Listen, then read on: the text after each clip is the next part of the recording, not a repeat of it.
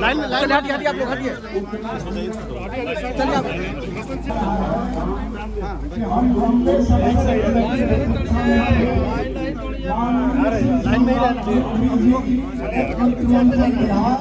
हमारे बीच पहुंच चुके हैं। हम व्यवस्था पूर्वक उन्हें सम्मान पूर्वक बैठाएंगे और याद की जाती है। और ये वही शहर है जहां स्वतंत्रता सेनानी वीर सावरकर ने अंग्रेजों की उनका यह कदम भारत की आजादी के लिए उनके अटूट संकल्प का प्रतीक है। मुझे पिछले वर्ष मार्च में उनको याद करने का और उन्हें नमन करने का अवसर मिला। सर के साथ जब प्रेसिडेंट में तो आगे के कार्यक्रम को सुचारू रूप से चलाने में सहयोग करें।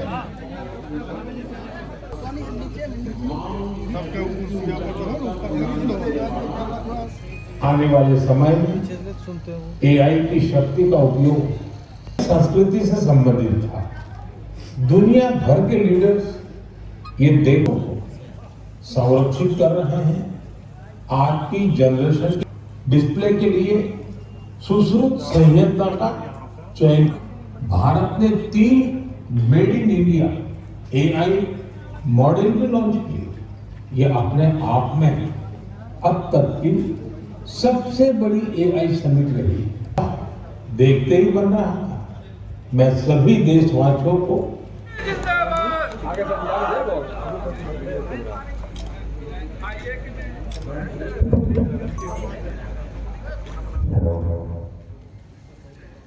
मैं प्रयास करता हूं कि अपने क्षेत्र में विधायक के हैसियत से भी आपके बीच में उपस्थित रहूं। इस मंच पर उपस्थित हमारे साथी और मुंगेर के माननीय विधायक नई जी, माननीय पूर्व विधायक राजीव जी, हम लोगों के गार्जियन आदरणीय राम बाबू, पूर्व मुखिया जी आदरणीय सुशील बाबू, यहाँ पर उपस्थित तमाम हमारे वरिष्ठ साथीगण और यहाँ पर बनारा पंचायत, पूरे केतिया मेंबर, पूरे खड़गपुर से आए हुए, तारापुर विधानसभा से आए हुए सभी साथी, ये हमारा दायित्व भी है।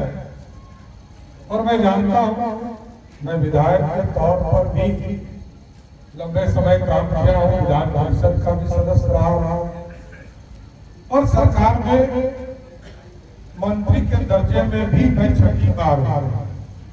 मेरे लिए कोई नया दायित्व नहीं है, लेकिन स्वाभाविक आपका सपना साकार करना है और सपने को साकार करने में अपना योगदान भी देना है। इसलिए मैं प्रयास करता हूं, मैं हाथ तो नहीं पाता हूं, लेकिन महीने में एक बार जरूर प्रयास करता हूं कि शनिवार और इतवार आपके बीच में रहूं, लोगों से सुनता हूं। लेकिन मैं जब आता हूं तो मेरे को यह एहसास होता है कि तारापुर से जाते पूरे बिहार के कार्यकर्ता तारापुर आ जाते हैं और आपकी परेशानी बढ़ जाती है। आपको कभी मिल पाते हैं, गांव में आते हैं, कभी बात नहीं हो पाती है। लेकिन चलिए, सबका काम करना है, सबका विकास करना है, सबको आगे भी ले जाना है। और आज अपने प्रधानमंत्री जी ने आपने देखा कि अब एआई टेक्नोलॉजी से पूरे देश में और दुनिया में जो नई क्रांति आई। एक जमाना था, अभी बता रहे थे शिशु राव, 1914 में यहाँ मिडिल स्कूल खुला, तो लोग आजादी के पहले मैट्रिक होना ही बड़ी बात मानते थे। बाद के कालखंड में लोग ग्रेजुएट होने लगे तो बड़ी बात होने लगी। पिछले 20 वर्षों में यदि लोग सोशल मीडिया से नहीं जुड़े हैं तो देश और दुनिया को भुला जाता है। पेपर तो 24 घंटा के बाद आता था, लेकिन इंटरनेट इतना फास्ट है कि आज प्रधानमंत्री जी ने संबोधन किया। बिहार के लगभग 90,000 पंचायत के बूथों में से लगभग 52,000 बूथों पर इसी तरह आम लोगों ने मन की बात सुनने का काम किया। ये अपने आप में ऐतिहासिक है साथ, ये टेक्नोलॉजी और आप टेक्नोलॉजी और आगे बढ़। मैं अभी AI समिट पे गया था, मैंने बिहार पवेलियन का मुंगेर के सांसद ललन जी के साथ, जनता दल यूनाइटेड के कार्यकारी अध्यक्ष संजय झा जी के साथ, IT मिनिस्टर हमारी छोटी बहन श्रेयसी सिंह के साथ हमने दिल्ली में इसका उद्घाटन किया।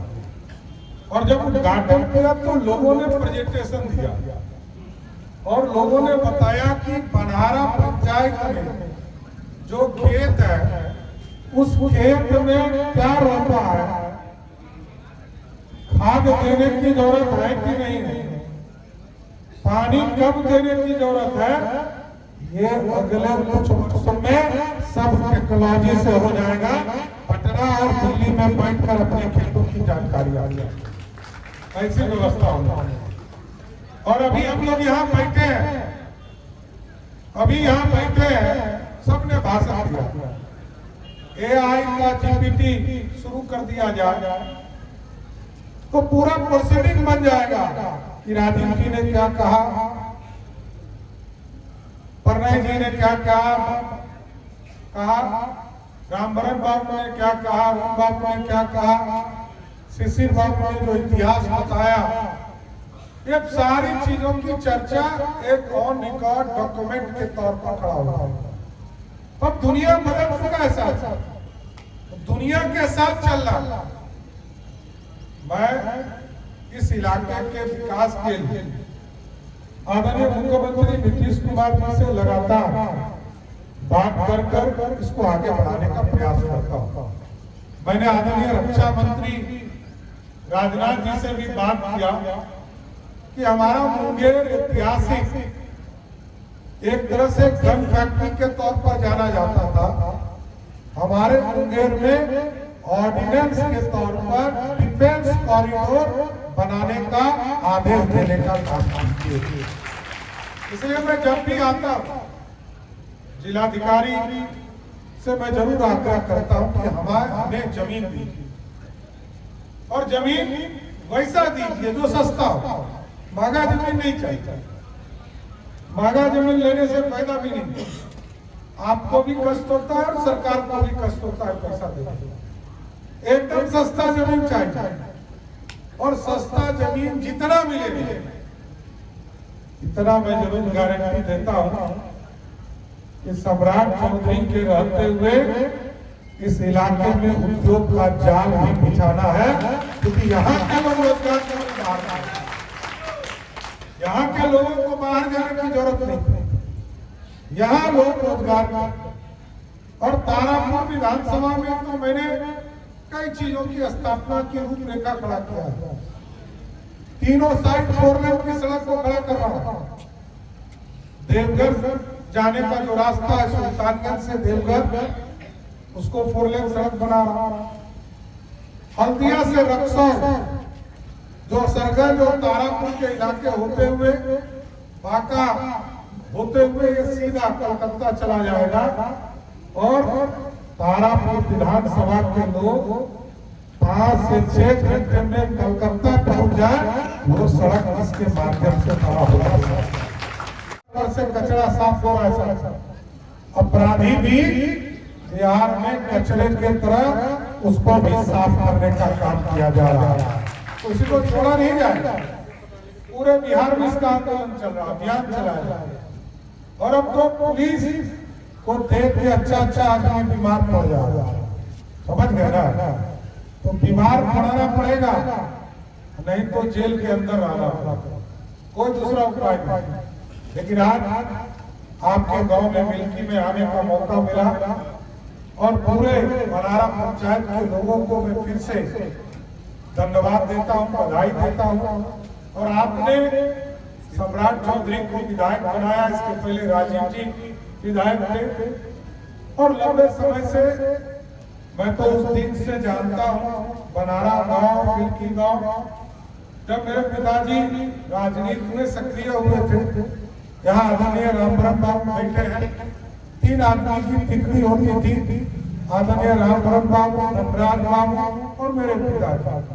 ये तीनों मिलकर इस इलाके के विकास के कार्यों को आगे बढ़ाते थे। उस दिन से भी इस गांव को मैं जानता हूँ, लेकिन आगे बढ़ाना, और मैं जरूर चाहूंगा जितने मुद्दे आदरणीय रामभरत बाबू ने, शिशिर बाबू ने, या आगे भी जो मुद्दे हमारे बीच में लाए जाएंगे, हम जरूर आश्वस्त करते हैं आपके विकास के लिए हम हर हालत में आपके एक एक काम पर ध्यान देकर आगे बढ़ने का काम करेंगे, इसको छोड़ नहीं सकते। वोट में तो कई लोग देते हैं, कुछ लोग नहीं भी देते हैं, लेकिन जब 1,22,000 लोगों ने सम्राट चौधरी को वोट देकर विधायक बनाया, तो मैं तो ये जरूर जानता हूं कि इस तारापुर के विकास के लिए हमको सबके लिए काम करना। कोई हमारी सरकार जब हम पक्का मकान देते तो कभी नहीं पूछते कि किस जाति के लोग, कौन हिंदू है, कौन मुस्लिम है, कौन है सिखाई, किस है, या सिख है या ईसाई। हम जिसको घर में अनाज खाने के लिए देते उससे भी जात नहीं पूछते। पता नहीं चुनाव में क्या हो जाता है, चुनाव में परिस्थिति बदल जाती है। सरकार का दायित्व है, सरकार काम करते रहे। हम लोग जब वृद्धा पेंशन दे रहे थे 1 करोड़ 12 लाख लोगों को, कभी जात धर्म नहीं पूछा। 1 करोड़ 56 लाख महिलाओं को उनके खाते में पैसा दिया, तब भी जाति धर्म नहीं पूछा। लेकिन इसके बावजूद मैं बिहार की जनता को और तारापुर की जनता को नमन करता हूं कि आपने 202 सीटें जीत देकर यहाँ पे एनडीए की सरकार बनाई। इसलिए साथियों, लगातार विकास होता रहेगा। सड़क, बिजली, पानी पहुंचे हैं और इसको ठीक करना है, और जो बचे हुए पूरे सपने हैं इसको भी पूरा करना है। इसलिए मैं फिर से आज मिल्की के गांव में आने का मौका मिला और आप लोगों का आशीर्वाद आगे भी मिलता रहे, यही कामना करते हुए अपनी बातों को विराम देता हूँ। बहुत बहुत धन्यवाद।